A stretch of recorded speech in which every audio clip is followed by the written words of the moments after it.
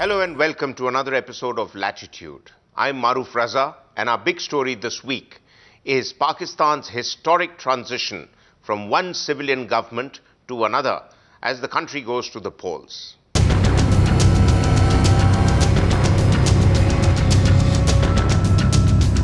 For 66 years after partition,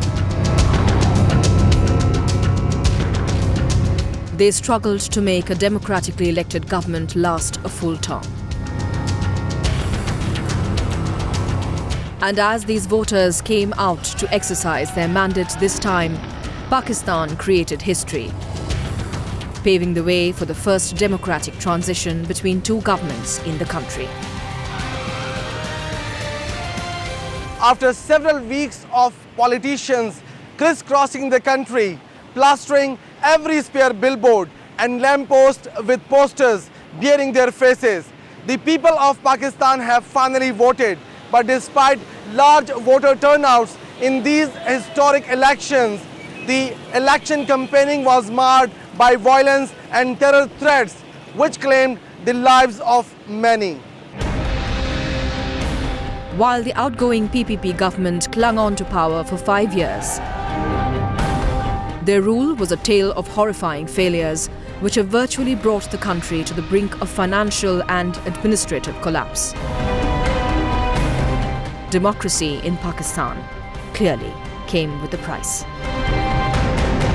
ईमानदार होते हैं, हमारी हुकूमत ही नहीं ठीक आती जब भी आती है, इस वजह से ये जो जराइम पेशा लोग हैं उनको अपॉर्चुनिटी मिलती है और ये हर टाइम इसी ताड़ में रहते हैं. हमें मिलकर चलना चाहिए, दहशतगर्दी को ख़त्म करना चाहिए, जो तंजीमें हैं उनके खिलाफ कार्रवाई होनी चाहिए. जब हुकूमत आएगी तो मियां साहब को कहेंगे कि वो एक्शन लें इनके खिलाफ. With Pakistan all set to form its new government, India is keen to see how the political parties are going to align themselves to the changing dynamics vis-à-vis India. ये तो अब जो बड़े हैं, बैठे हैं, जो हुकूमत में बैठे हैं, इनको चाहिए कि उनके साथ मिल बैठ के बात करें और ये बॉर्डर ख़त्म होना चाहिए. सिर्फ हमारी हुकूमत जो है वो हम लोगों को एक नहीं होने देना चाहती. देखा जाए तो पाकिस्तानी लोग भी और इंडिया के भी लोग हम लोगों के आपस में बहुत सारे अच्छे रिलेशंस चाहते हैं, लेकिन सिर्फ मसला सिर्फ हुकूमत का है. ज़्यादातर देखा जाए तो जो पॉलिटिशियंस हैं वो ही नहीं चाहते हैं कि दो मुल्क एक साथ हों. It is no secret that the relations between the two nations have been more than rocky over the years. So the question is, how many of these leaders from Pakistan would continue to harp on issues like Kashmir at the cost of bringing peace? We come into power, we would try to improve our relations with India, and certainly we want to have a greater cooperation with each other. I think the time has come for Pakistan and India to have a relationship based on trust. Both countries should recognize that Kashmir is an issue and it needs to be resolved, but it needs to be resolved politically.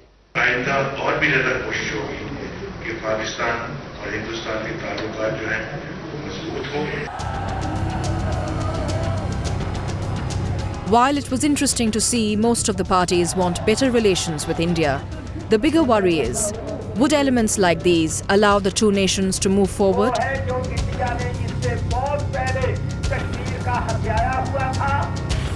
Would terrorists like Hafiz Saeed allow the new Pakistani government to dismantle terror? More so, would the Pakistani army allow this so-called leverage to the government? Pakistan is now on the watch list internationally, and the army would have to be careful. But it's unlikely that they would let go of the anti-India stance so easily. While Army Chief Kayani did say that the biggest challenge for Pakistan is internal, one can't forget that he also received a lot of flack for it. I sense enormous goodwill in Pakistan's new generations for peace, despite the prejudices on which they've been raised and everything. This is the mood of the new middle class. Pakistan is left with three choices when it comes to India. It can ignore its neighbour and focus on problems within. Second, go into a further confrontation with India and continue to shift money into a futile armed race. Or lastly, look at improving relations with India, bearing the hatchet of Kashmir and benefiting from our economic growth. But either way, there has to be a paradigm shift in how the new government in Pakistan works to ensure some semblance of stability in the subcontinent. There are clearly some people also in India that share this optimism that is in Pakistan. And we have with us now Mr. Mohammad Malik, a senior Pakistani journalist, who is going to address a number of these issues. Mr. Malik, my first question.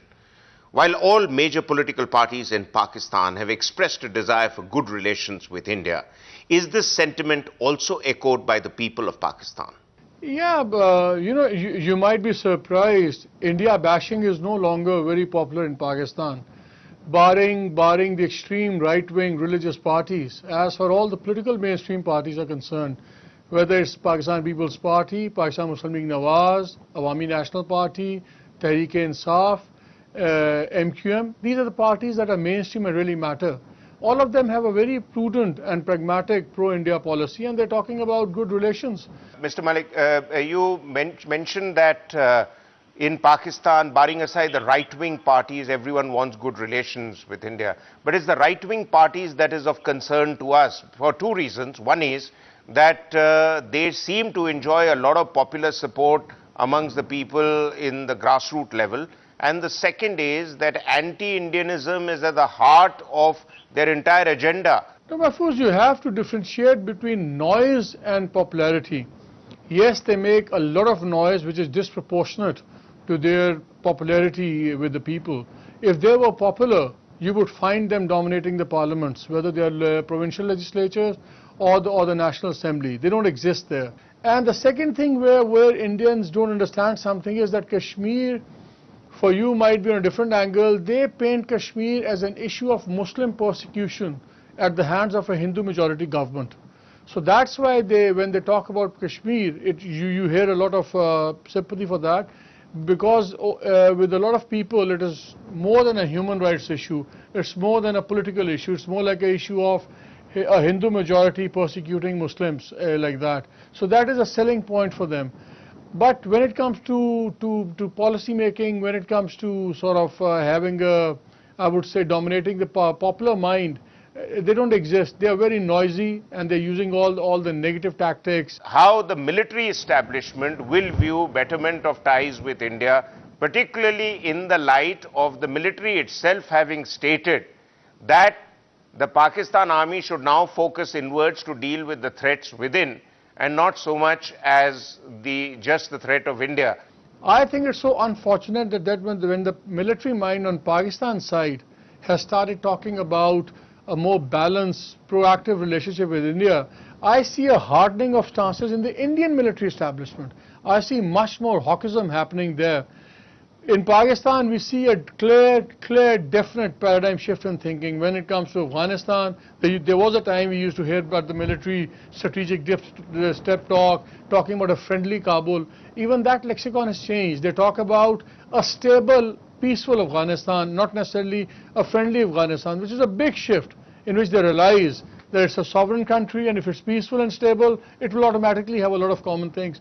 So yes, I don't think military is likely to oppose betterment of relationships between India and Pakistan. Well, you alluded to Afghanistan and where the military sees a fresh role for itself in terms of accommodating the interests of others. Where does the military see the Indian ongoing investment in Afghanistan and its role post-2014? Look, Afghanistan is a sensitive issue, and it's just not the military, it's also civilian dispensation. I think India's role in Afghanistan is disproportionate, and especially its involvement in insisting and the security pact that happened bilateral, then making sure that Pakistan's role was excluded in the training of Indian bureaucracy, Indian military and all that. Those things are real concerns.